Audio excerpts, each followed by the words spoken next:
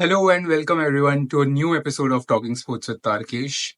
India have just lost the first match of the five-match series in England by 5 wickets at Headingley in Leeds. It's been quite a journey over the course of the last 5 days for this young team because they set foot into the series with not much expectations around the result due to the retirements of some seasoned stars, but the way they took to the challenge was very impressive in the first day. Or across the two batting innings, of course, to score 5 centuries is no mean feat.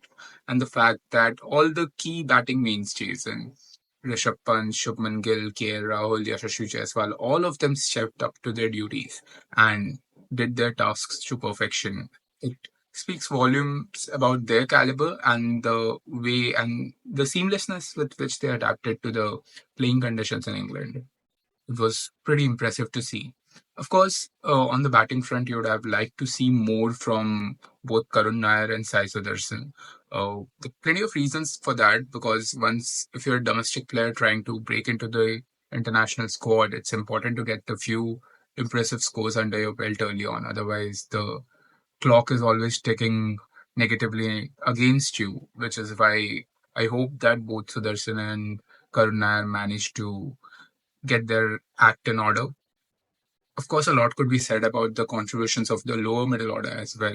They bundled out for just 73 runs across both innings, and that played a major part in the rather underwhelming target that the Indian team set to their counterparts for the final game. Because Shubman Gill, after the game, said that India were expecting to put up a target of around 425, which in hindsight, with the kind of bowling performance that unfolded in the fourth innings, wouldn't have done much anyways, because England won by chasing down 371 with 5 wickets in hand with over 15 overs to play. So they would have chased down 425 as well. But that added extra cushion of runs despite the team getting the bowling combination right with the additions of Ravindra Jadeja and Shardul Thakur. So it gave you plenty of depth, and still, I think Jadeja and Thakur will have to pull up their socks and produce at least knocks of 30 to 40 runs. Jadeja, we know, has scored centuries and a century in England previously and has scored some good cracking half centuries as well. So he's bound to perform well at some point. And so does Shardul. He's scored 3 half centuries in 7 innings in England before the series began. So both of them are no marks with bats, especially in seaming conditions. So I think the team should persist with him. The fact that Thakur bowled only 16 overs across the 2 innings makes me wonder if the team could have utilized his bowling skills well, because you saw once Thakur's innate ability to strike dismissals is what sets him apart from others, right? And the fact that he was able to take 2 quick wickets in the fourth innings when everything looked down and out is what is the reason mainly which is why he's in the team. And it was very pleasing to see him get wickets in his own way of just working around the lengths, the way he got Ben Duckett out with a wide Yorker and then wide dish delivery, and then Harry Brook with the ball going down the leg. That's the kind of wickets Shardul Thakur takes, and I think both Gill and Vice Captain Pant could have worked out a way to better employ his skills.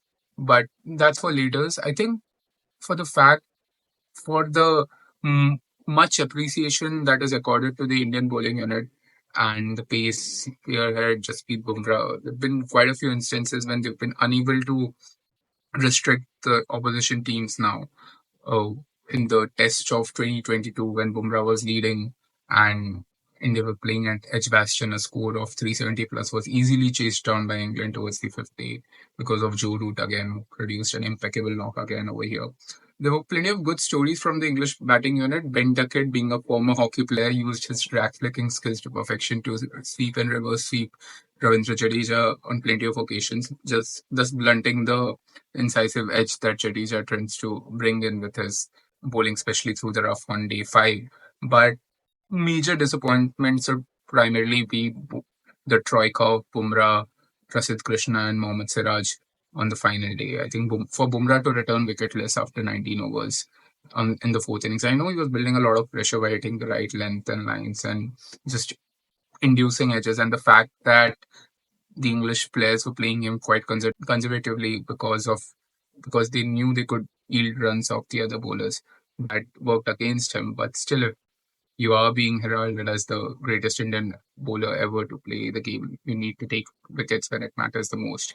So the fourth innings performance from Bumrah, I would have liked to see more on that.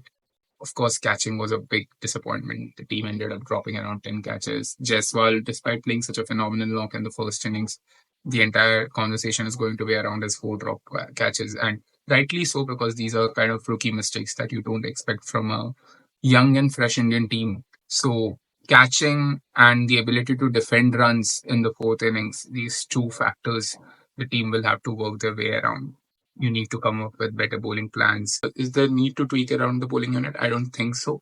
The entire unit wears a very balanced look right now, so I expect them to not just change things for the sake of it going into the second test, but it was a bummer, a major disappointment, the result in the first test, especially after the strong hold that we had maintained in the opening few days. So, what are your thoughts about the same? Do let me know in the comment section. And do you expect India to spark a comeback going forward in the series? Do let me know.